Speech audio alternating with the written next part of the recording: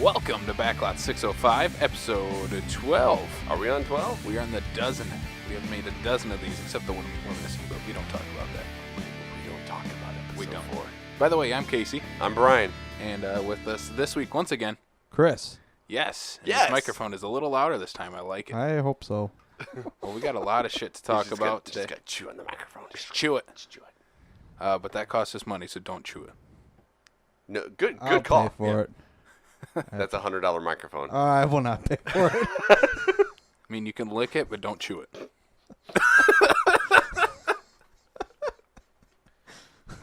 All right, let's start off this week, as we always do, with the box office. Number 1, Glass. Of course. M. Night. M. Night brings it in with a little over $40 million. Bringing down that sham hammer. The sham hammer. Yep. No surprise. He dethrones the upside. Dethroned the Kevin Hart, Bryan Cranston dramedy. Came in at what? Number 2, $15 million. Mm-hmm. Here's the surprise for me.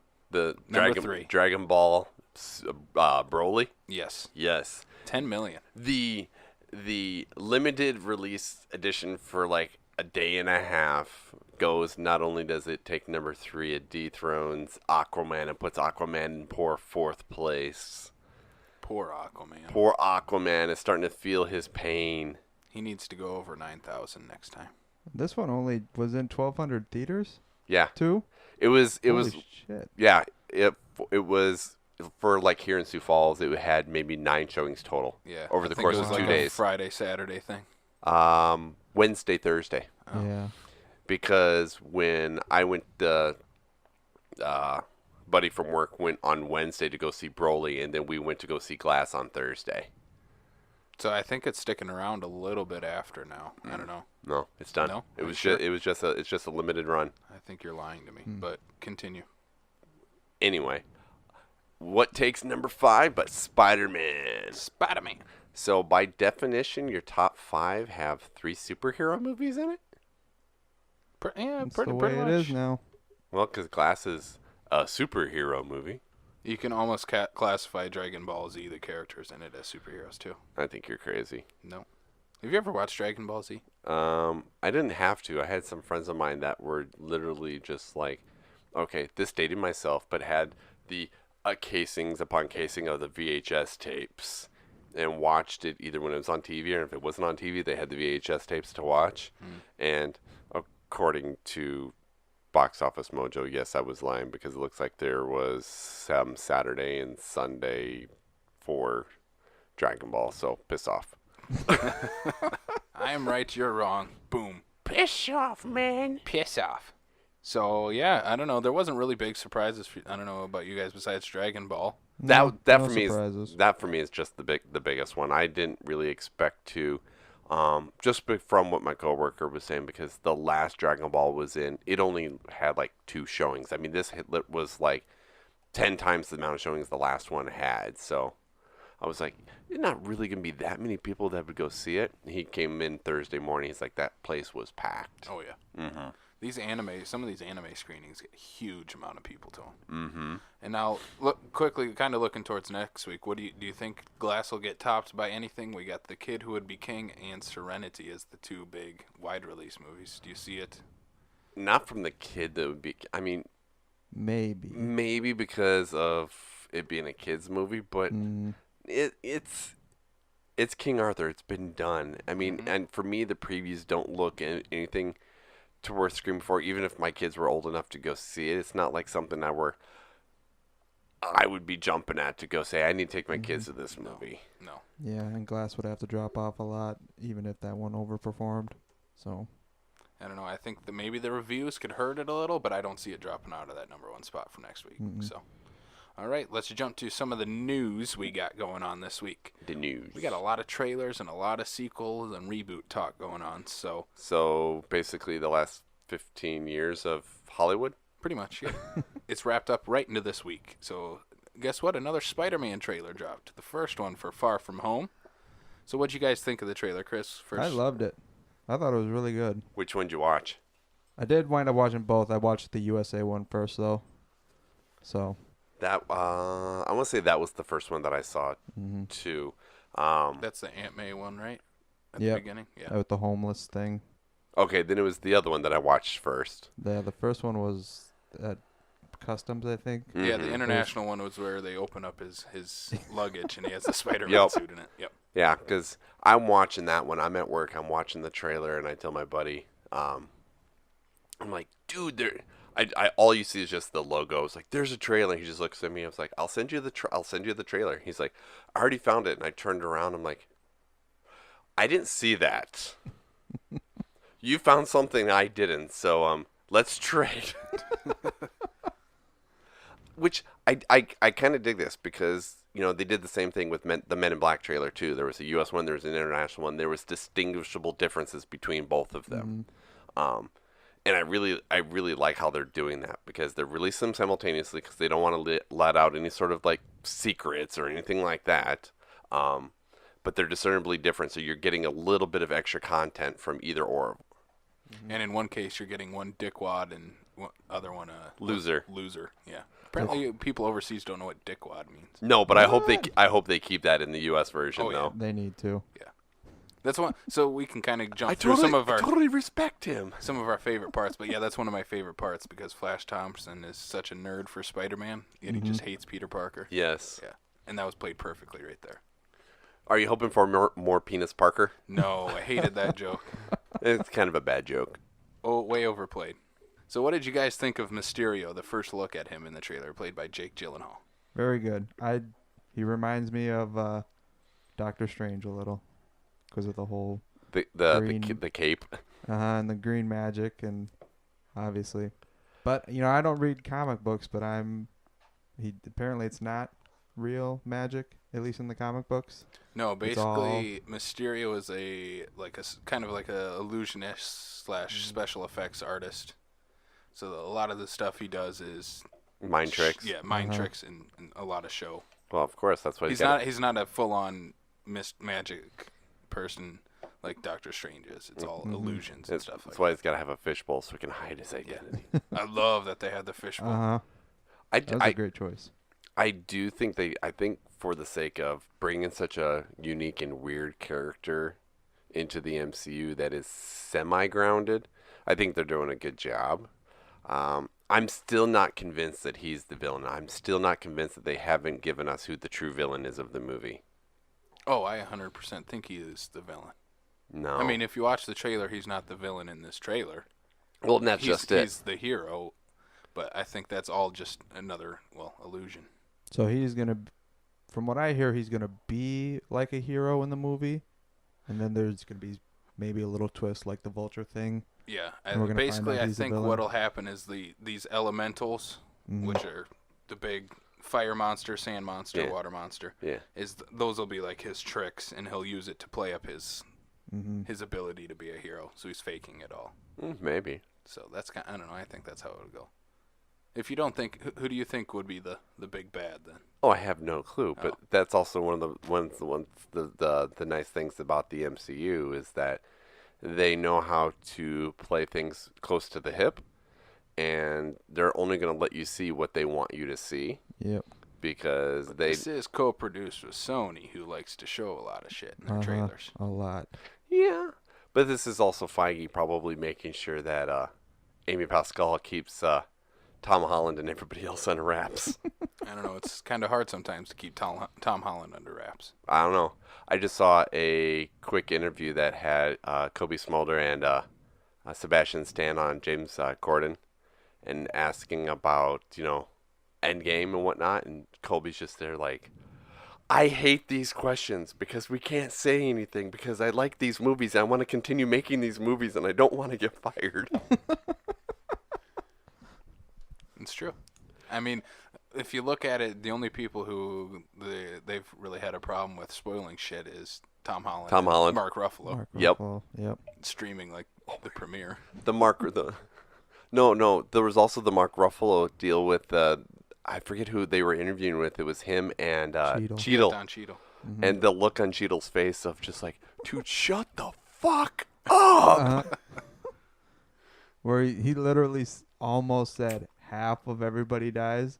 Yeah. And then Cheadle's just like, dude, I would stab you with something if I had something sharp.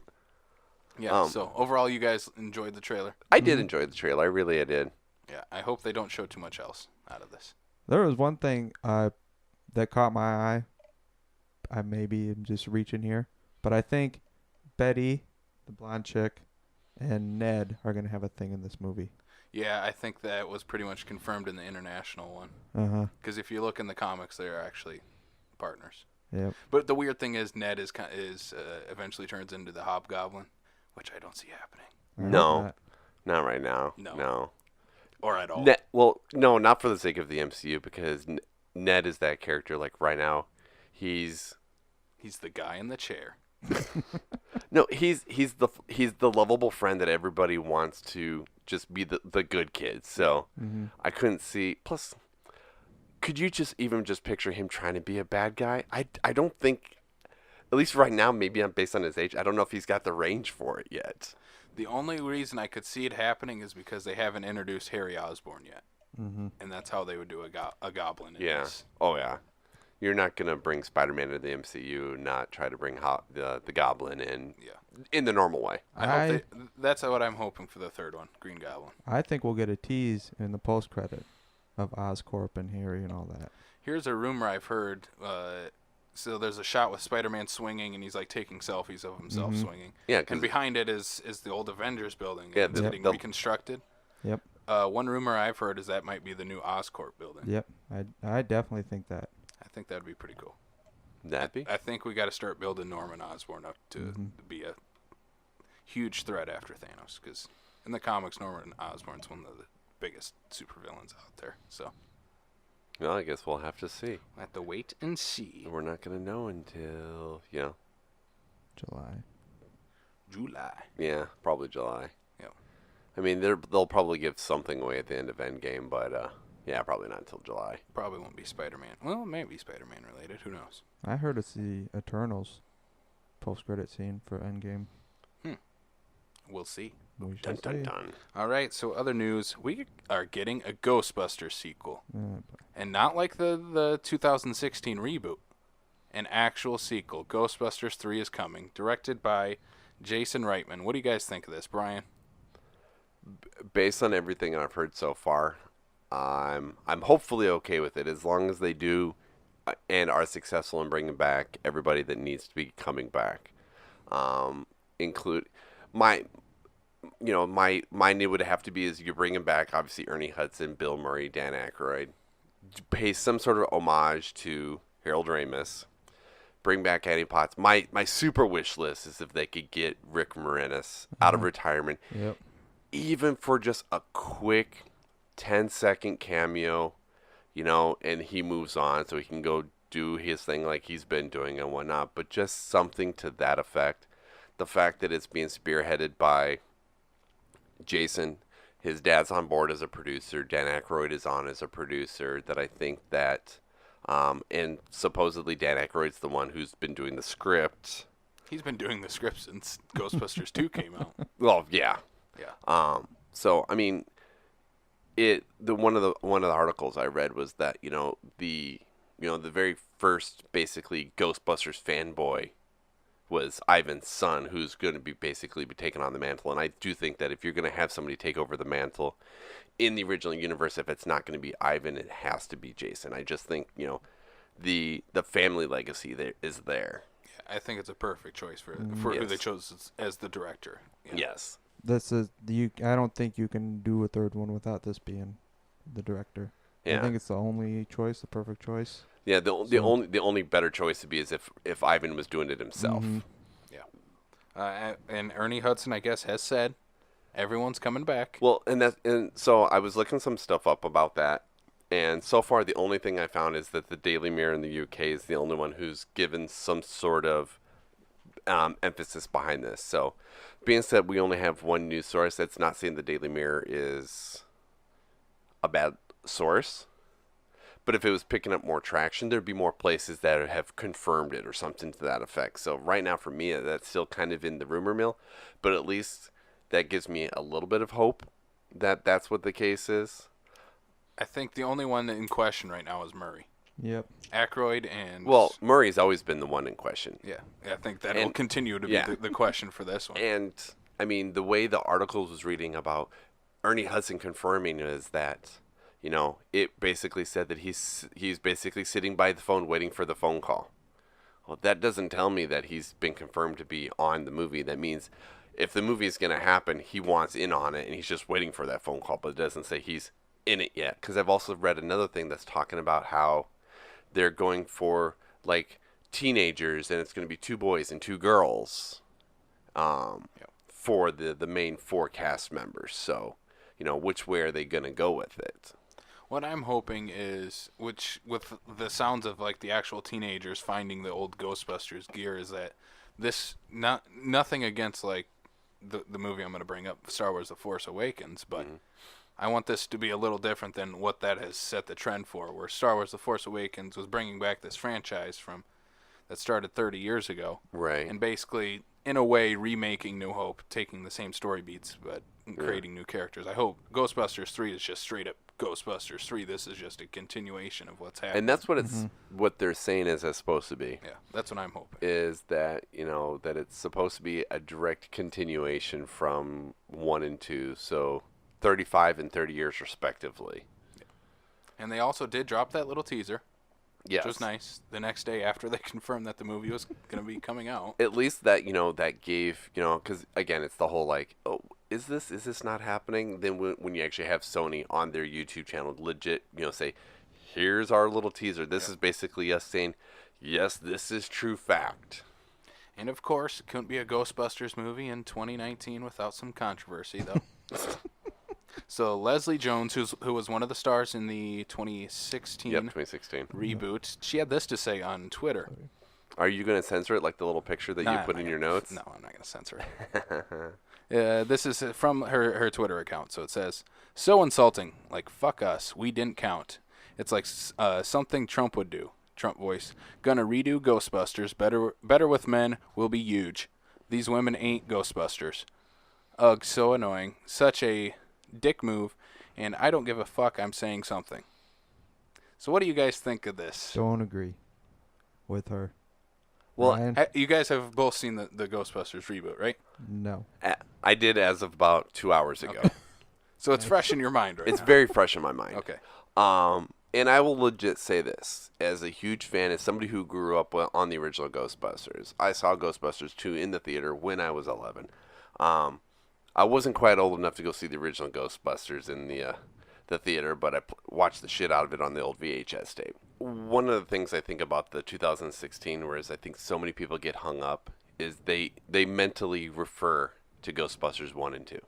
If you took the 2016 in its own entity and see all the homage that they pay to the originals, it really is not as bad as everybody claims it out to be. I am that person that claims that it is as bad as it claims. It's not. It's terrible. But here's the thing, though. You by subconscious definition, your brain is immediately thinking of how were the other 2 better? No, it wasn't actually, because I didn't grow up on Ghostbusters. I had only watched the first 2 like a year before I watched the new one. Because for the longest time, I was pushing for that movie. Like, Feig is an awesome director. Bridesmaids. Spy is also great. And then this cast was perfect. Like, if you're going to cast a Ghostbusters remake with women, that's who you cast. Okay, like, so there's no question in that. So if you're okay with the director, you're okay with the cast, because there was a lot of people that had issues with the cast. What is your issue with misogynist pigs? What is your issue with? It is a shit story. It is a terrible script. There's nothing good in that. The comedy is trying so hard to let these 4 women do their improv thing, which so many comedies fail at right now. And this whole movie has that, and it doesn't work. None of it works. That'd probably be the part where I'd say it could use some work, and that's where I would have to agree. It's script wise, it definitely, like who their main villain is. It's bad. It's bad. Granted, the whole Chris Hemsworth thing was kind of funny. In a stupid way, but no. I get... When he's possessed. Oh, yeah. When he's possessed part of it. No, the whole dumb jock thing or whatever, it had its moments, but you're just like, okay, really? We're stretching a little bit here. Oh, the whole movie's stretching. But, no, for the sake of the ladies, I think for the sake of the script, I think they killed it. You know, I'm not a huge fan of Melissa McCarthy. I don't think that she did a bad job for this story. She was about the only okay person in this. Kate McKinnon was really bad. Kate McKinnon was over the top. She was so bad. Oh, it was rough watching that. I love Kate McKinnon. I do too. On SNL, yeah, she's great on SNL. She was great. Yes. She was terrible in this movie. Too many weird, goofy faces. Like, took me out of it. I'm like, what the fuck is she doing? No, I hated this movie. I'm sorry. Like, I cannot. There's one thing I can defend is they have cool tech that they fight the ghosts with at the end. Yes. That's about the only new and inventive thing that they have for this movie. But no, I'm glad they're going in the actual direction they should have gone with that third Ghostbusters and set it within that universe. You would have pissed a lot less people off. But another thing, actually have a script this time. Okay, so the one thing I will give that I think is funny about Leslie Jones, you know, it's not unusual for Leslie Jones to hit up Twitter. She likes to voice her opinion. She likes to voice her opinion, and I'm okay with that. You know, there's nothing wrong with that. The thing that I kind of find funny is the fact that, like I alluded to, is everything for, like, say, the Ernie Hudson and everybody being on board, right? Nothing's been, at least from what I can see, has been confirmed, right? And I looked, having literally just watched it 2016. Executive produced by Dan Aykroyd. Executive produced by Ivan Reitman. So you literally had two of the originals working on the female reboot, right? There is nothing to say that in whatever this Jason Reitman script is or will be, is not a spot for those four ladies to kind of flip the script and cameoing in this new one. Oh, I would be 100% for, like, some sort of crossover. Right, but what I'm saying is that, and then you do something like this, and they're like, then burn the bridge. Burn the bridge in the process. Mm-hmm. Yeah, I'm all for, you know, voice your opinion, everything like that, but check yourself real quick first before you just go and start, because, you know, that's where I'd be like, you know, in a year and a half or whatever this comes out, you're just like, oh, there's Kate, there's Kristen, where's Leslie? Oh, that's right. Yeah. And who knows? They could have been working on another sequel for their Ghostbusters, for all we know. I mean, that movie made money. Oh, yeah. Yeah. And, I mean, overall, so I was comparing scores for the original two and the reboot, right? And you could pretty much put the Paul Feig in about the same caliber as Ghostbusters 2, because where, like, from the critics side of things, the female Ghostbusters ranks better. From the fan standpoint, it does not, where it's flipped the script on Ghostbusters 2.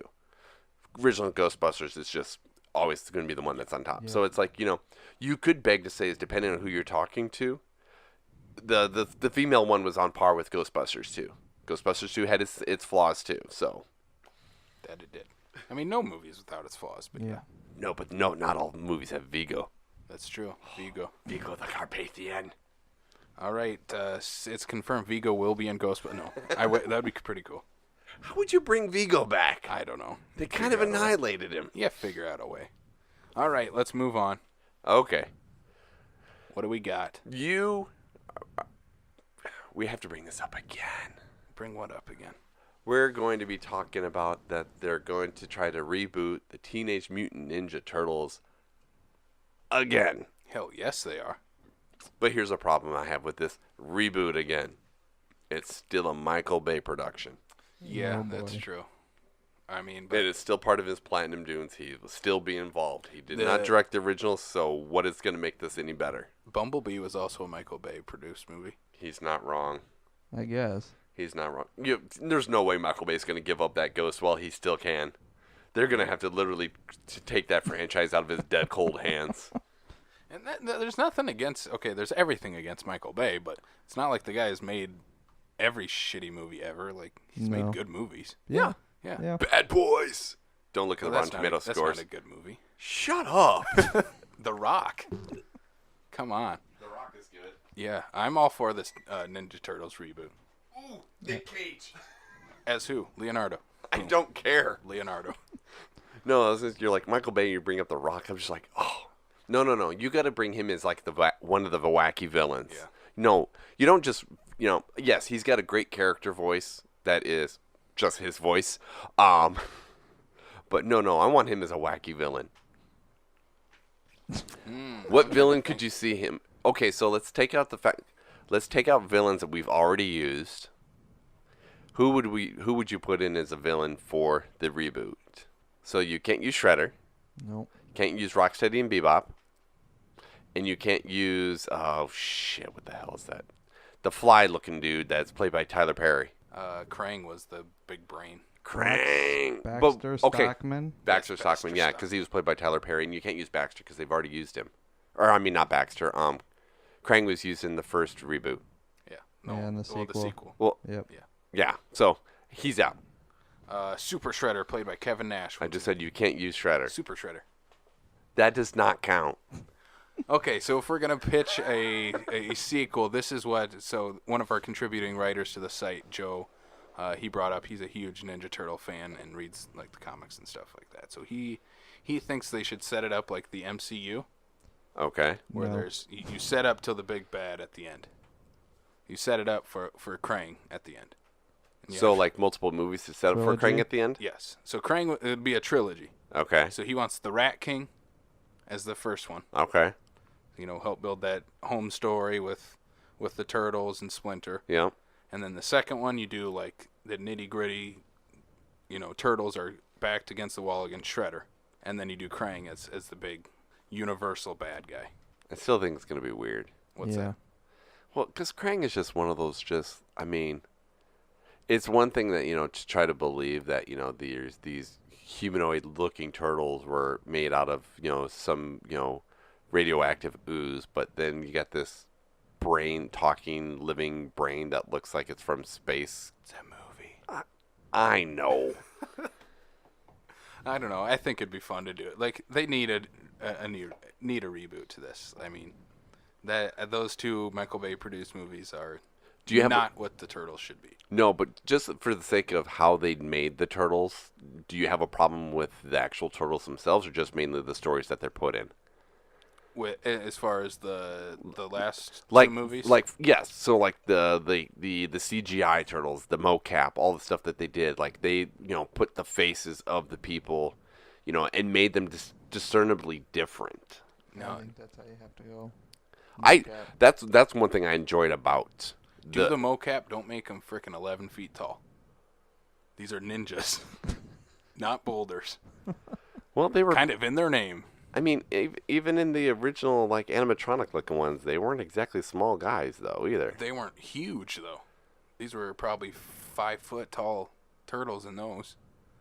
Huh. They're all shorter than April O'Neil, but yeah, now they're towering monsters. Well, the ooze did it. The ooze did it. Ooze did it. Hashtag the ooze did it. Yeah, I don't know. I think it's prime for a reboot, even though it's this close to the latest reboot coming out. But I don't know. I think it'd work again. I don't know if they would necessarily even need to even call it a reboot at this point right now, other than just another adaptation. Yeah, exactly. How would you guys feel if they went the super dark route like the comic books first appeared? They'll never do it. Paramount will never do that. Nope. No. Hypothetical. I'm telling you, hypothetically. I know they won't do it. They have the frickin' Nickelodeon cartoons rebooted every 3 years, so. It's because it's to make that to Ninja Turtle money. It's the money. They will not. The Turtles will never get out of the PG-13 space. Bring us our hard R-rated Ninja Turtles, please. Oh, give me Ninja Turtles like Sin City style. Oh, that'd be awesome. Damn. Yeah. You don't know? Do you know the origins of the Turtles? Like the original Turtle comic books are in black. They're Sin City style comic books. Frank Miller or? I don't necessarily know if they're Frank Miller, but they're black and white. They're gritty. They're dark. They will murder you. Yeah. They will flat out, decapitate you. If they were fighting the Foot, that person's dead. He's not just knocked out. No, he's mutilated. They will, yeah. They're ninjas. So they use their damn swords. Yeah, they only became pop culture when they created the cartoon, in the 90s. Yeah. Otherwise, they're dark and gritty comic books. Shit. It's amazing that they've been able to make such a mainstream pop culture, pizza eating, group of Cowabunga saying. Out of the originals, right? Surfer dudes Yes. out of these nitty gritty Ninja Turtles. So Ninja Turtles. all right, so we got news that Christopher McQuarrie and Tom Cruise are both set to return for Mission Impossible 7 and 8. I think we need to let this guy take it Let because the Mission Impossible guy that's his take it. that's all his franchise. I do love that franchise. I'm excited because Chris McQuarrie did great work with 5 and 6. But I think this is just too risky to do back to back on 7 and 8, and it just. You afraid he's gonna break another ankle? Oh no, I'm not worried about Tom Cruise. He'll do his own stunts, whatever. That's fine. I'm worried about Chris McQuarrie personally. Why? Because these movies usually take about 4 years. I know the last 2 have taken 3 years. Yeah. But to shoot and write for one person, because it's just McQuarrie as far as we know, writing and directing, and he's going to do 2 movies in a total of 4 years, 2018 to 2022. I think it's too much. You got to believe in the power of Scientology. Oh, boy. Let's not get political here. It's not political. It's a religion, Brian. Oh, please. There's everything political about that. But what's to say that most of those ideas or those scripts aren't already done? What if he when he started making 5 and 6, that was part of the plan? It totally could, because he's a bright guy. I'll give that to him. He did great work on Jack Reacher, Edge of Tomorrow. I know he also wrote Top Gun Maverick, coming out next year. So he knows what he's doing. And he knows, I get that. And he knows Tom Cruise. Yes. His boy Tom. Yes, he does. I just think it will be too much, because these aren't just, simple movies. There's a lot of planning that has to go into all the stunts and everything that they do. So this is. He did write The Mummy. Who's that? Christopher McQuarrie? Yeah. Didn't write The Mummy. I'm fucking looking at it. Screenplay, The Mummy. Screenplay by 2017. Who else, oh, hold on, Jesus. I know I think he beefed it up a little. Well, from what Lord knows they just need. There's 4 credits on it. David Koepp, Christopher McQuarrie. Yeah. Oh, 4 more. So there's like 6 credits on the writer. I heard the problem with that movie was that Tom Cruise took over directing from Alex Kurtzman. Like he was like. Wouldn't surprise me. Like Alex just couldn't say no to Tom. The Mummy would be a really interesting Mission Impossible movie. Yeah. It's not a mummy movie at all. But yeah, I don't know. I think this is, I don't know. I love the last 2 Mission Impossibles. Those are my favorite great. of the franchise. I mean, 2 is amazing in its own right. But if you're going to do it, you bring back Christopher McQuarrie. Yep. And I don't know. I kind of think him and Tom have been talking about this from the last 2 movies, where they could go past this. Because this is Tom's baby. Yes. Right here. This franchise has been doing it since the late 90s. So I think this is all Tom Cruise. Yeah. There is no Mission Impossible without Tom Cruise. I'm not saying they won't work, that they won't be good. I think it's risky to shoot back to back. Would you say it's risky business? Oh, Jesus Christ. Boom. All right. Any final thoughts? Yeah, someone needs to take you out back and shoot you for that bad joke. Jesus. Wow.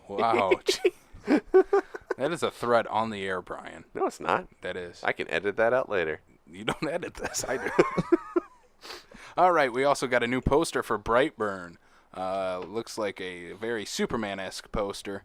We'll pop it up for all you audio listeners on our notes here. So, but yeah, what'd you guys think of the poster for Brightburn? To me, it looks like a vampire poster. I can see that. To me, it looks like it looks like it should be something that should be out of like a Fright Night reboot. I mean, this is technically a horror movie. You're not wrong. I think it blends the horror and the superhero elements very well in this poster. I get where they're going with it. I totally get where they're going with it. It's just that if I hadn't seen the trailer, this poster would make no sense. Oh yeah, I could see that. If you didn't know anything about this movie, yes, and you just saw this poster, I don't know. You would definitely get the horror thing from it, I think. You would get the horror thing, but I legit think that if you had no context and saw this poster without seeing a trailer, you would think it's a vampire movie. That it's a modern-day vampire movie. Just because it looks like he has Dracula's cape on. Without sparkles. I mean, no vampire sparkles in my world. You're not wrong. Chris, what'd you think? I'm watching the trailer right now as we're doing this. Have you seen the trailer before? No. Yeah, I've got a little vampire vibe from this. A little bit already, and I'm only less than a minute in. So picture if Superman's pod landed in Kansas, right? And Ma and Pa Kent don't tell him that he's an alien, right? Mm-hmm. But instead of growing up to be Superman, he grows up to be evil and is a vicious killer. And right now you only see him as, still in middle school Clark Kent.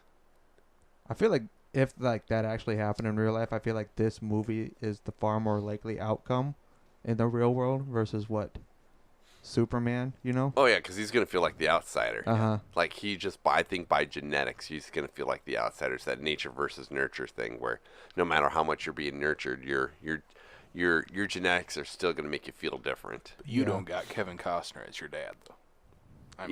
Even he doesn't need anymore. He got sucked up into a tornado. He did. Poor Kevin Costner. R.I.P. Okay. Not the actor. The No. Pa Kent. No, Pa Kent. And that still bugged the shit out of me. That's one of the things I disliked about Man of Steel, is you don't cast Kevin Costner as Pa Kent and then fucking kill him in the first movie. At least wait a movie or two.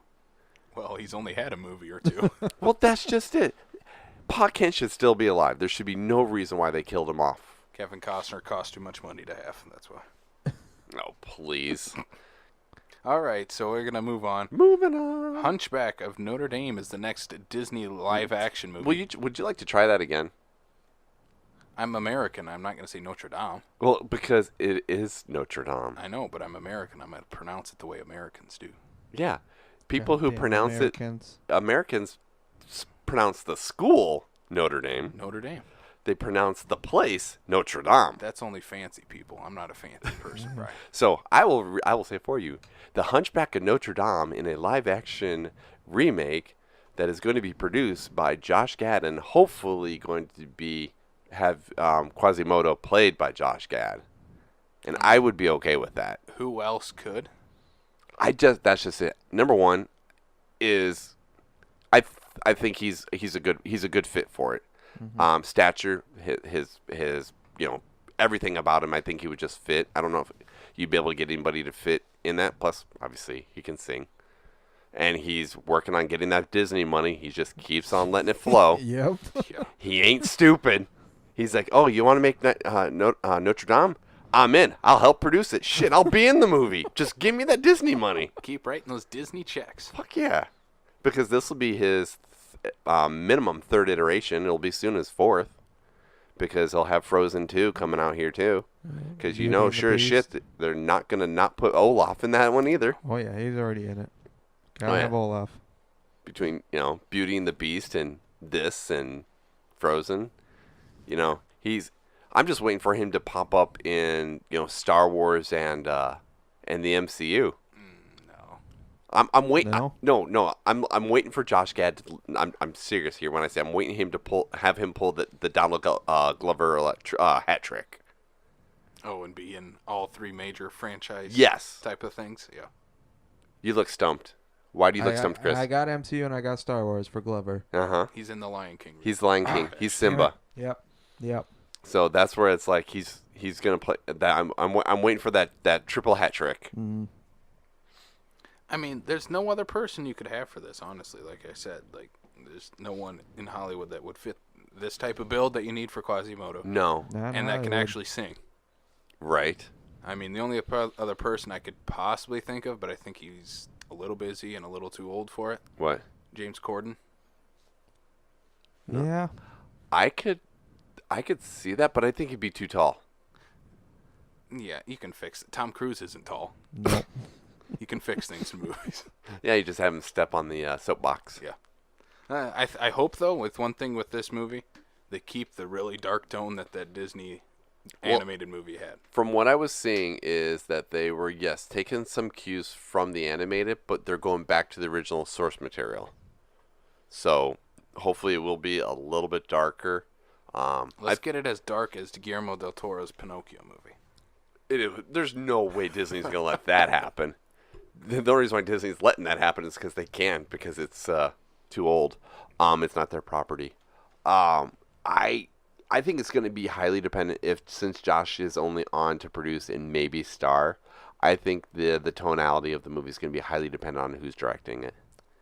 Because I mean, if you're going to need somebody like a Tim Burton or somebody who is thematically like their tonality is always dark. Shit, I could see Tim Burton doing this now. Yeah. I'm like, shit, he's done a musical before. He's done the dark movies. He's been in the Disney family for a while. Yes, exactly. Shit. And and I think for potentially for the tone, I think it could work. And I mean, frankly, if you do go into the sake of like the musicals and whatnot, Sweeney Todd was good. Even meaning people like to give shit about the muse of Johnny Depp and Tim Burton and everything together. Who I'm thinking here, I got to pull up his name here. Bill Condon, who did Beauty and the Beast. I kind of think he'll just slide into this one next. They like to keep their live action guys. Jon Favreau doing Jungle Book and Lion King. Yeah, I could see him doing the Hunchback movie too. That could work. I think it's a logical choice. Yeah, but if you look at some of the stuff that including Beauty and the Beast and whatnot, is it going to be too bright? I mean, if you look at like say the Harry Potter series, how they get drastically darker, and how their tonality be different. Like, the first two, you can see the difference between a Chris Columbus Harry Potter movie and a David Yates Harry Potter movie. So I don't know. I mean, when I think of Beauty and the Beast and whatnot, I do think of the bright colors and everything like that. There was some dark stuff in that. I'm on the IMDb page for this movie. Yeah. And it lists Bill Condon as director. Well, shit. Well, I didn't even know that. Well, you should have done your research, because I didn't either. All right, let's move on to another killer besides Quasimodo. John Wick. Yes! John Wick 3. Trailer just dropped. Well, it didn't just drop. Well, this week. It dropped a few days ago. Yeah. And, holy shit! He kills a guy with a book. Well, yeah. Why not? I mean, he's done it with a pencil. Why not a book? I like the gun throw. Yes, that was right? a highlight. Oh, there's so much good stuff in this movie. Like, they also released the poster, which I love the poster. There's been more than one poster. I love the one I'm thinking of is with like the door to the Continental. No, with all the guns pointed at John Wick. No, I love that poster. I like that one, but the him looking in the Dewey door and everything being in reverse and everything. I think that is just like him looking in. It is gorgeous. Like that is just. Like, that's the kind of thing that I would want to buy that poster and hang that up on my wall. That is just a good, solid piece. And, frankly, have it on. It's about the size of a window. It would probably scare the shit out of you. I mean, you just got Keanu staring at you all the time. That wouldn't be too bad. No. Now, here's my question. Do you see this as the end of a trilogy? Or do you see this as potentially as to keep on going? Because, I mean, this has been a... when first John Wick came out, it was under the radar, nobody saw it coming, and this turning into this worldwide phenomenon. I mean, they're not like big, huge, take home the money kind of movies, but from the first to the second one, they've more than doubled what they were bringing in. Everybody seems to be hyped for John Wick 3 because freaking Keanu Reeves is fucking owning it. It's again, his next wave of just beautifulness of the honing on a certain kind of character. They do have the TV show that they... Yeah, the Continental TV show. Yeah, will be coming out. But I think that'll be something separate. I don't think that's necessarily going to be John Wick related. I think that if you're going to have anybody from the movies hitting the show, is going to be Ian McShane. Yep. And, And that's not unusual for him like he does American Gods, for example. So Yeah. that's still in his space. When was the last time Keanu Reeves did TV? TV? Exactly. I have no idea. Yeah.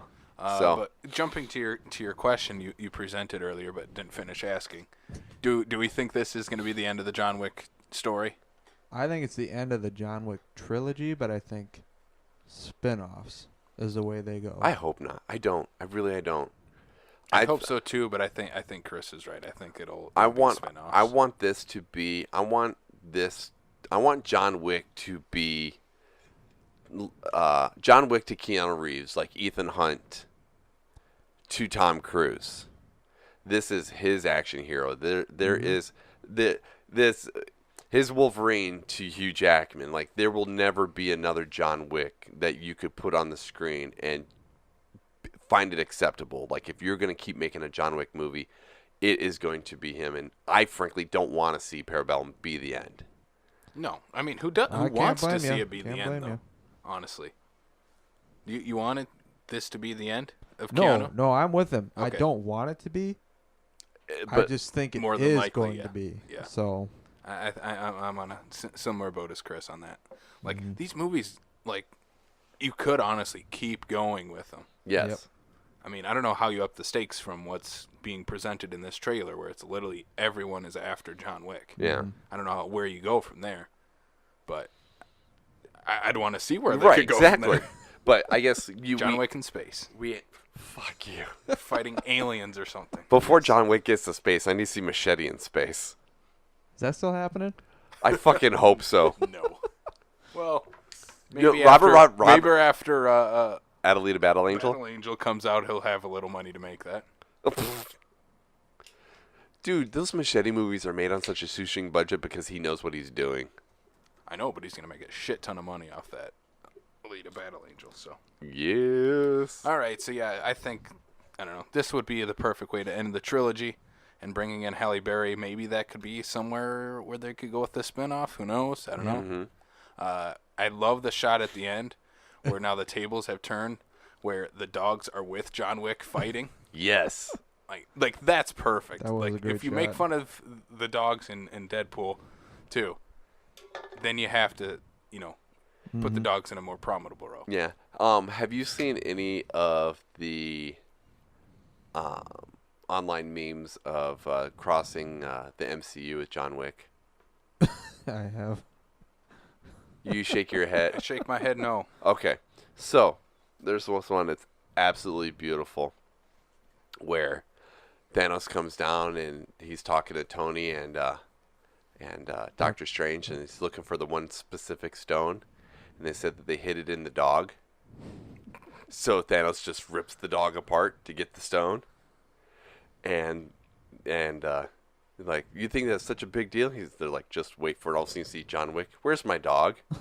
And just these great big eyes on Thanos, like, oh shit! And there's Tony Stark and Doctor Strange high-fiving each other. The boogeyman, he's coming for Thanos. Yes. Yeah. John Wick versus Thanos. The I'm Baba Yaga. John Wick for the win. Is it just because they were both in, what's that fucking game? Shit. What? Huh? What? Huh? Fortnite. They're both playable characters in that. What are you talking They about? were? Yeah. John Wick was? John Wick and Thanos are playable characters on Fortnite. I knew Thanos was. Yeah. And I don't know. Yeah, John Wick was. I think you're crazy. No, look it up. I think you're knucking Trust our boy. butts. Trust our boy Chris. Was this Chris? No, Chris Johnson. Sorry. Oh, that Chris. Yeah. I'm like, what the hell? Yeah, Hi, Chris. He's played as it. So all right. So our last bit of news: Netflix has increased its price. I'm okay with that. Yeah. I get it. I don't even know what it is, and I don't care what. How much would you guys pay for Netflix? That's the big question I want to ask. Right now, I pay almost $15 a month right now as it is. Yeah. Because I've got the 4K package. It's got 4 screens. It does everything that we need it for. Yep. I mean, even at that, for the content that you're getting, originals or not, I mean, even with the fact that we're going to be losing a chunk of it come when Disney Plus goes live, you still get your money's worth. Yep. I mean, and I think they're talking about it going up like $1 or something like that for the base package for like the HD 2 screen and whatnot. I mean, big effing deal. I mean, it, you know, not, you know, I've had Netflix for however long. Basically, I've had Netflix streaming since Netflix streaming was available, and I started out at $8. So, you know, that was how many years ago? I'm not going to expect it's going to stay that same price for 10 years or however long it's been. So I think it's worth it, and I got the same one as you, the top one. Mm-hmm. Just means more original content to me. Yeah, exactly. That's the way I see it, so I'm good with it. Shit, I'd pay like, I don't know, how much would you guys pay for it? Pay $30 a month probably for it. That might be about 20. That might for sure. Yeah. I think if you got to there would have to be some really good perks as to why you're paying $30 a month right now. Yeah. Maybe in a few, maybe 10, 15 years, maybe. Well, I'm not saying hike it up from $10 to $30. No. Oh my God, dude, their subscriptions are they would just plummet. Yeah. So let's move on to our main topic. We saw a movie this weekend. We saw a movie. There was a movie. There was a movie directed by M. Night Shyamalan. Shamalama ding dong. Shamalama Ding Dong. It is his sequel to Unbreakable and Split. It is Glass. So right now, critics are not liking this movie. I think the audiences are pretty much, no pun intended, split. Yeah. You totally Pun wholly intended. Pun totally intended. So let's just throw it out there. We are going to spoil this movie, if that's all right with you guys. Yep. Because I don't know how you talk about this. Or spoiling. pause here, and when you're done, come back. Yeah, go watch Glass. It's a fun watch. I was going to say, definitely this, I mean, even before we get into it, I would say is that if you've seen Split, you've seen Unbreakable, go see it. This isn't one of those movies where I'd say wait for Redbox, wait for streaming. You know, it's a good movie to see in the theater. I think the big screen is a good place for you to experience this movie in the first place. I thought it was good. Good film. Let's jump into the spoilers and our whole discussion for it. So overall, what did you think of it, Chris? I liked it. I'm not gonna say it was a great film, but I thought it was good. Very solid. Favorite scene was I've been calling it the psychiatric scene. I don't know what you guys want to call it. It's with all three of them in the purple room and Staples just lining them up and talking to them. You know what I'm talking about? Yeah. I thought that was a great scene. I really liked it. Where she's just breaking down each person and why they're delusional. Why they're not superheroes. In my notes, I compared that to someone just like poking holes in a fan's theory for a movie, just like saying that you think this is why it sucks. This is why you're wrong. Uh-huh. This is why you're wrong. Yep, I thought it was great, and it made sense too. And until the end, where I'm pretty sure she's lying, obviously now. Yeah. Because she's evil. So, still great scene. Liked it. And that's where one of the things that it's that I'm in typical M. Night Shyamalan fashion, you get to the end, you're just like, all right, now where the fuck are you going with this? That's what I was thinking a lot of this movie. I didn't love it, and I didn't hate it. There's a lot of things that are really good in it, and there's a lot of things that I think were mismanaged. But I think the characters of all three of the main characters, by Bruce Willis, James McAvoy, Samuel Jackson, I thought they were perfect. Yep. Awesome acting by all three. And I've had some people, or I've heard where some people are talking about how like Bruce Willis just phoned it in. And this is the best Bruce Willis has been in a long time. Well, the way I looked at it was, if that's what they saw, I could see where they saw that, but what I experienced or what I witnessed wasn't that it was phoned in. It was that he's been doing this for 20 years. He's old. He's tired. He's got the super strength. He's unbreakable kind of thing. But it is, pun intended, it's just that he's been doing it for 20 years. So he's done. So I think people were confusing that with just being, No, I wholeheartedly think M. Night wrote this for how he knew Bruce Willis would play it. Yes. Yep. Like, that's the perfect way to have this character. And I don't know, I think for me there was a lot of pacing issues. It started off really strong. I liked how it just pretty much went from the end of Split right into the beginning of Glass with Bruce Willis chasing him down. He's trying to catch the beast and figuring out where he is. And I thought that was perfect. I think once they get into the psychiatric ward, I think it slows down a lot. Yep. I'm not saying I hated that stuff, but I think it just slows down the pace a little too much for me. And then that whole third act, in typical M. Night fashion, he sometimes struggles with what he's trying to say in his movies. Yeah. Well, I saw a interview that he did too, where he was talking about how, for the sake of the first, second, third act of a movie, he's more invested in the first act than he is in the third act, which you can see that in some of his movies. Oh yeah, you can totally see that. I think that's one of the biggest problems with Unbreakable. He didn't know how to end it. Well, as much as I love Unbreakable, that ending, it kind of just happens, and all of a sudden it's like text on the screen to explain what happened. Well, and I saw a thing he was talking about how, and I don't remember if I said this last week, is that the character, Kevin's character, the James McAvoy character from Split, was in one of the original scripts for Unbreakable. Yeah. And it just wasn't pacing correctly for him, so he took him out completely. And that's what kind of melded into this superhero trilogy that supposedly we were never going to originally get. And then the twist was, hey, by the way. What a twist. What a twist. One of my favorite Shyamalan twists. The other thing that which I'm kind of glad that he did go that route with it, because he was talking about how I forget what he said he was promoting, but he was at Comic-Con, and he physically bumped into James McAvoy just after he got done doing one of the X-Men movies. So he had the shaved head, and it was literally bumping into McAvoy going, because he hadn't quite figured out how Kevin was going to be. But as soon as he saw James McAvoy, he says, that's who's going to be Kevin. That's what he's going to look like. Which fascinates me that he got that inspiration by physically accident. Just like David Dunn. Yeah, because I guess one of the reasons why it took a little bit for Split to get off the ground is because McAvoy was unavailable. And then the tides turned and he became available, and McAvoy was looking at the script and he's like, where's my character? I need to understand the character before I can get in this movie, before I agree. And he's like, just read. But I need to understand it. Just read. And he kept going page to page and realized what his character was. He's like, okay, I'm in. I got to do this. Oh, and he's perfect. Oh, yeah. He's so good. I can't picture anybody. I mean, especially if you watch Split, and you realize that out of the 24 personalities, you only get to see maybe a third of them. And how many he produces in Glass. I think they said he at least doubled what he did. Oh, at least. Like, if you look at his IMDb page, it's just full of names. Well, and if you watch the credits, too. The credits my favorite thing in the credits. Yes.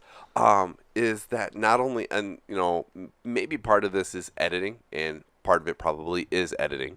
But to just flip that script on just, like when they're doing the light flashes and whatnot, you got to know that some of that stuff is literally just him right on the spot. Just switching from one person to another person to another person. Yep. I mean, obviously there's going to be other actors that are going to be able to do that. But like just off the top of my head, I'm like, nope, I got nothing. No, he is that character. There's... That is his Wolverine. It's his Wolverine. Even though he's played Xavier, it's his Wolverine. Yeah, because he can play Xavier all he wants. That's fucking Patrick Stewart is Xavier. I guess. That's all right. true. My favorite character in this movie, though, Mr. Glass. I think for me, he cemented himself as the perfect villain for this trilogy. And for me, one of the best cinematic villains of all time. Or the fact he doesn't say a word for like damn near the first half of the movie. Uh-huh. I love the whole character arc for this, from the Unbreakable till Glass. Like, yes. It's perfect. Like the way his transformation to realizing, like, basically he has to be the one that brings out all the superheroes in the world. Like, that's why he has to do all the crazy shit he does and kill people if he has to bring out the superheroes. Like, that's the perfect villain mentality, is to think that they're right and they'll do anything to prove that. It was the mentality, but at the ending, you sit there and you're going like, that was part of the whole twist part of it. At the end of it, you're just like, Okay, so where are you going with this? Yeah, I can see that. There's because because he's this super smart. He knows what he's doing. He's got this stuff literally orchestrated for years, and then you get to the end where he streams everything out, and just like, okay. Yeah, it kind of felt like it was building. Like this should have been the second movie, and this would have built towards the third. Is that kind of what you're thinking? Well, it's kind of what it left me with. Like, oh, no, like, you know what? Get something bigger it left in the next one because of specific dialogue coming out of Sam Jackson. M. Night's not done, and he hasn't told us what's next. This is not the end. This is the end. I don't think they're doing another one. Obviously not with Crumb and David Dunn and Mr. Glass. But this is not the end. Specifically because of dialogue from Sarah Paulson and Sam Jackson. We're not done in this universe. We are done with those specific characters. But because of the organization, the fact that she's talking about this is something they've been doing for 10,000 years, that there's more stuff that's going on in regards to other cities, the fact that Mr. Glass says on screen, because it's littered throughout the whole thing about the whole comic book and superheroes and all that stuff, right? And they make this huge thing about a limited series, which the equivalent of a limited series in the film world would be like a trilogy. But he goes out and flat out says this is not a limited series, this is an origin story. That is in his dialogue. There is more coming. I don't see it. I get what you're saying. Yeah. I think he's done with this trilogy. Well, that's what I'm saying. I think he's told the story that he wants, and now I think he'll let the kind of ending of this kind of just build into its own thing in your own mind. Mm-hmm. Well, and see, I don't see it going any supposedly that's what Unbreakable was, and that was false because before Split was even being talked about even being made into a movie, he says picture Unbreakable beginning of a 3-part superhero movie where the other 2 parts are never made and you have to figure it out, and then he goes and makes those other 2 parts. I also think he was a little bit biding his time. M. Night kind of got a little full of himself after Unbreakable. Well, he was labeled the next Spielberg and kind of let that go to his head a little bit. And then, he finally got things grounded and back to basics with The Visit and then Split. And now I think he's trying to, finish his comeback story almost like Mr. Glass is. Mm-hmm. Like, kind of this is his coming out. Like, I'm not done. Mr. Glass wasn't done type of thing. Do you think he's done, or where do you think he's going, Chris? I think M. Night is done writing and directing in this universe. But if a studio wants to do it, I can see it happening. Although, as far as I know, he produced the movies with all his money. So yeah, he did that with Split and this one. Yeah, so it's all his. It's all his money. It's all his ownership. Uh-huh. I mean, all the studios are probably there for distribution. I think if they do another one, he has to be involved. Yeah. As an executive producer, basically, kind of. No, I think he would have to do. Like, he's the only one that would want to or know where this would be going next. Mm-hmm. Yeah. And this is his baby, pretty much. Yeah. Yep. So I don't know if they are going to do another one.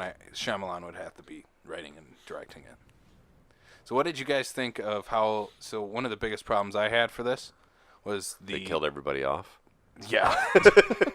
Mr. Glass's story was done. I was fine with that. I was pissed that they should not have killed off David Dunn. They should not have killed Kevin. the Beast. No. Definitely not. No, especially after his story at the finish. What I would say is, like, if they had left with Dunn dead, Mr. Glass dead, and Crumb alive, I would have been okay with that because I don't think there was a lot more to go with Bruce Willis's character. I think there were so many places still yet to go with Crumb. Of course. Especially with, like, his big turn almost at the end. Yes, and that's where I think that there's more stuff that they could have done, I think. Granted, from beginning to literal end, again, McAvoy just... owns these last 2 Yeah. movies. Yeah. Would you have wanted to see, like, the Beast become almost the hero, the one that everyone starts to follow, what he was trying to push for? Maybe. It'd be really hard because I don't think he's redeemable, really. You'd have to. That's just it. You'd have to find a way to be able to redeem the Beast, and kind of killed a lot of women. Yeah, a little bit. Yeah. Yep. Just a couple. Yeah. And a couple of security guards and a couple of whatever, A lot of people. Just a smidge. That's the only reason I would have wanted maybe David Dunn. The ending I kind of had in my mind was that David Dunn would have survived and James McAvoy, except they would be going back into the psychiatric ward and basically had to stay there and say, hey, this was all just in their head and, illusions of them being a superhero and a supervillain. Right. And then once you get to the ending where the three characters, release the video that Mr. Glass provided for them to the world, then that's how they would have gotten out of the psychiatric ward. That's kind of my ending. They would have released the video and the government would have been like, let's lock them up and put them in this dark hole where nobody will ever find them. You just twisted another twist into the Shyamalan movies.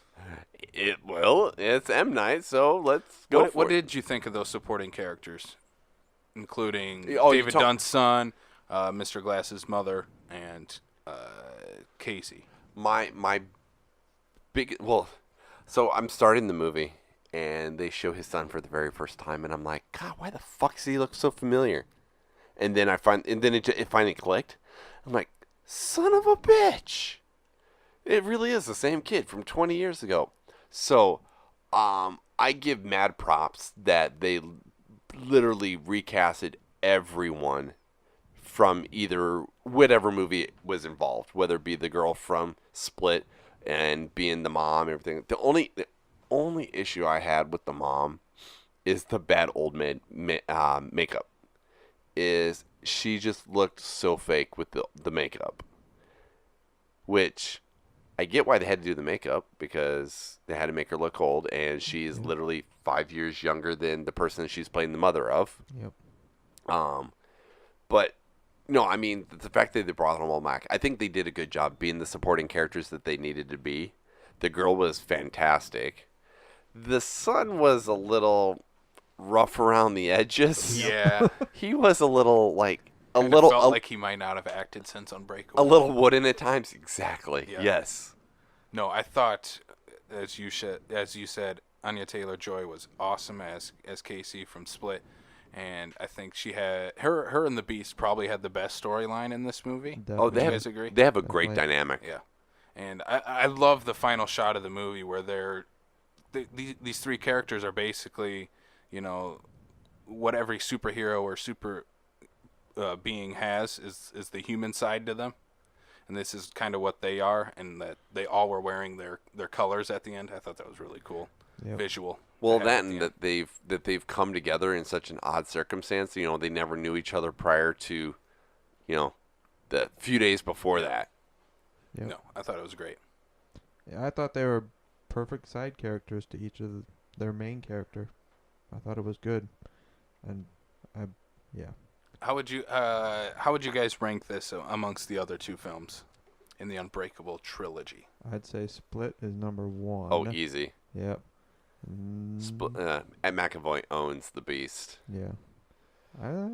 I might put Glass below Unbreakable. Close. See, that's just it. I don't know, because Unbreakable is a very good, solid movie, but McAvoy is just... I mean, if you're going to compare the three actors versus their respective characters, McAvoy 100% all the way over all three of them. Yep. Sam Jackson does an amazing job as Glass. I think that's a little unfair. Why? Because he gets to have the most fun with that, though. Yeah. He gets to play 20 different characters in a movie and be every different type of person out there. But at the Bruce Willis has to play this hardened man, which he does in everything. I think this is a nice change of pace for Samuel Jackson to play. And that just is the bright supervillain. Yeah, and that's where it's like, I mean, between those three main characters, for me it would be Bruce Willis, Sam Jackson, James McAvoy, from third to first. So that's where it's like, for me, you pretty much would have to put Glass in the middle, because, McAvoy is just upping the ante because he's involved, period. I mean, again, like we've said, you putting somebody else into that role, I don't know if it would have worked. Yeah. Yep. For me, Glass would probably be at the bottom, And then I got to go, it's probably surprising, Split and then Unbreakable at the top. Really? I love Unbreakable. I think the ending is a little rough, like I said, but I think as an overall story, the whole character arc of David Dunn and Mr. Glass in that movie is just perfect. I think Split is great as a horror thriller. Awesome that it has, the tie-in to Unbreakable. Has a lot of weird Shyamalan humor, though, which I'm not the biggest fan of sometimes. He likes to keep that after doing some shitty movies that he did it for the kids. Well, kids are going to watch Split. Well, they're teenagers now. Yeah, I guess. The Visit had a lot of that weird Shyamalan humor. Yeah, but you also like The Visit. I do like The Visit, yeah. I like So Split. I'm not saying I don't like Split. Stop contradicting yourself. I'm not. I'm just saying I just don't like the weird Shyamalan humor sometimes. Except the Happening. It's a great comedy. Oh, my God. It's a great comedy. Is that the Mark Wahlberg Yes. one? It's a great... I was, because, when you had the whole, twist at the end of Split when you realized it's in the Unbreakable universe, I'm waiting for, somebody else from one of the other movies to pop up at the end of this one. I was waiting for it. Bruce Willis from Sixth Sense is in this one, too. No, Dead. I was fucking waiting for Mark Wahlberg to show up. Hey, what's happening? Like a pre-happening Mark Wahlberg shows Where up. he plays a scientist trying to figure out, what these people are. No. Like, he plays the character that he plays in The Happening. Yeah, he's a scientist. Well, yeah, Or but science teacher. before all this stuff happens, and just happens to, walk through or something like that. Just like, makes what? a weird, stupid Mark Wahlberg face. What the hell's all this shit? Yeah. That would be great. I would have loved that. Yeah, if it was going to tie to any other Shyamalan movie, it should have been The Happening. 100%. Really? No. Yeah. What other movie could you see? What other The Shyamalan movie do you want to Village. see the Unbreakable movies tie into, or see a sequel to? Well, I could see this tying into The Village because of the self-contained community that they are trying to study, and they use these beast things, whatever. I could see them somehow tying that in, being this 10,000-year-old community that's stopping these superheroes. Yeah. We don't know how long that community's been around or why. What's split off from that. Exactly. Yeah, I could see The Village being that, yeah. Sure is not the Lady in the Water. Yeah. Ugh. What did you guys quickly... The Last Airbender. Yeah, woof. Before we move on, one question. What did you guys think of Shyamalan's character arc in this movie? Dude, Great. it was a small little cameo. I know a lot of people online are pissed about it. I don't Why? know What? because they feel like he's very look, I'm M. Night, I'm in my own movie, and I have He's to give always in myself his... No, but he's has to completely change his character from when he played in Unbreakable. But he did, but he didn't though. He says, "Hey, I recognize you from blah blah blah. Hey, I'm different now." He didn't really per se change his character or anything like that. He's just like, hey, I realized the error of my ways and I stopped doing stupid shit. I thought it was great. I thought it was really meta. It's M. Night. Everything's meta. A little bit, yeah, but yeah, I thought it was a little too on the nose. I didn't mind it. Yeah, I hung out with some bad people, did some stupid things back in my day, but I'm back and I'm doing better things now. I'm like, okay. Yeah. All right. I mean, I would rather him do... Being we have so many people that have reprised their roles to come back to complete this trilogy, I'd rather he do that than just be some stupid one-off thing like he's done in other movies. Yeah. I mean, he's had better roles in this. Yeah. In his movies than this, so... All right, Pardon me? what would you guys give it out of 5? Ferguson. Chris? Out of 5, 3.5. If we're doing solid numbers only, 3. Or halves. It can be whatever. And something in between 0 and 5. 3.5. Whatever you want. 3.5. All right. Brian? Actually, I think I'm probably right on par with Chris here. Yeah. I think I'm sitting there, too. 3.5. Yeah. Yep.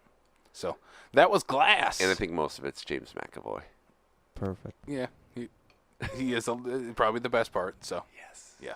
So, that was our review of Glass. Yeah. So, let's move on to what's coming out next week. We briefly touched on this at the top. The first film, The Kid Who Would Be King. The kid that would be... Yeah, who would be watched on cable television. And Serenity. Matthew McConaughey. All right. I don't want to see either of these. Nothing excites me about them. Maybe if Matthew McConaughey was in the kid movie, maybe. Maybe? Playing the kid. Good He's got to show off his acting range. Yeah. Yeah. I mean, what is even Serenity supposed to be? Like, this is the nerd of me. When I immediately saw Serenity, it was like, they've already made this movie. It was Firefly from like 12 years ago or whatever it was, like a long time ago. Wrong movie universe. I know. I'm like, what is this even supposed to be? I got it here. I mean, it's got a decent cast. I'm not going to argue that. The mysterious past of a fishing boat captain comes back to haunt him when his ex-wife tracks him down with a desperate plea for help, ensnaring his life in a new reality that may not be all that it seems. So, Anne Hathaway's ex-wife, Matthew McConaughey's the fishing boat captain. And we got Diane Lane. We got Jason Clarke. I can never pronounce this dude's name. Digimon Hosonos. Digimon Hanzo. The guy from yeah, anyway. Yes. So, I don't know. Are you guys excited for either of these? No. No? No. There's nothing about Serenity that makes it look like something I would jump to go see. And, again, like I said, the Sword in the Stone, it's been done. I mean, I'll give them credit that they're trying to modernize it and kind of flip the script a little bit. But it's nothing where I'm like, dude, that is awesome. I need to go check that out. And I should have shut that door. You should have. Get off my sweatshirt. Yeah, I agree. Nothing, there's too good coming out. No. So that tells me that... we're in January yet. I guess we are still in January. We got Lego movie coming up. Freaking February's going to be so busy. February will, but I think we got our big January movie this past week with Glass, and I think it'll be a little slow until, Lego movie comes out here in a few weeks. Yep. Is that the first week in February? 8th. Is it the 8th? Yep. Yeah. God damn it. There's a lot in February, so we'll look forward to that in the upcoming episodes. Valentine's Day is the one that's going to... There's like 3 of them. Oh my! And I want to see all of them. Yep. What Rebel Wilson one? No. Oh, that's another one too. That comes out on Valentine's. There's 4. Yeah, there's one that comes out that Wednesday. Oh jeez. No, for me. Fighting with My Family. Adelita Battle Angel, and Happy Death Day to You are all on Valentine's Day. Yep. And the Rebel Wilson one. Sorry, she can go in 4th. I don't even know what the movie is off the top of my head. I know I remember seeing something about it. She finds herself trapped in a rom-com movie. That is the premise of the movie. Yep, I'm already passing. He's out. Nope. I'm out. All right, so local stuff. What do we got coming up from our friends at Cinema Falls? Cinema Falls has, and we talked about this last week because it still hasn't happened yet. Stan and Ollie is on the 27th. They're going to be doing 2 showings on that day for the 3:30 and the 6:30 showings. I still think this movie looks really good. They've got the live action and animated shorts on February 9th at 3:30, and they have the documentary shorts on February 10th at 5:30. And one of these is at the West Mall, the other one is at the Orpheum Theater. Downtown Sioux Falls. Downtown. Also coming to downtown Sioux Falls at the Washington Pavilion.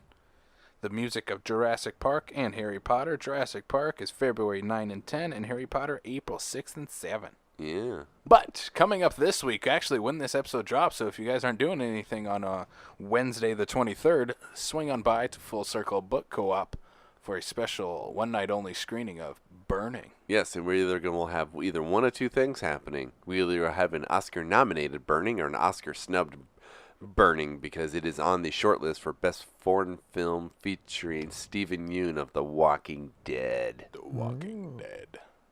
You sound intrigued, Chris. I am intrigued. I didn't think I would know anybody from this movie. Yes, not only you know Stephen Yeun, but you're going to have to learn your Korean real fast. Oh, fuck. No subtitles will be had. It's totally subtitled. Don't worry about it. Okay.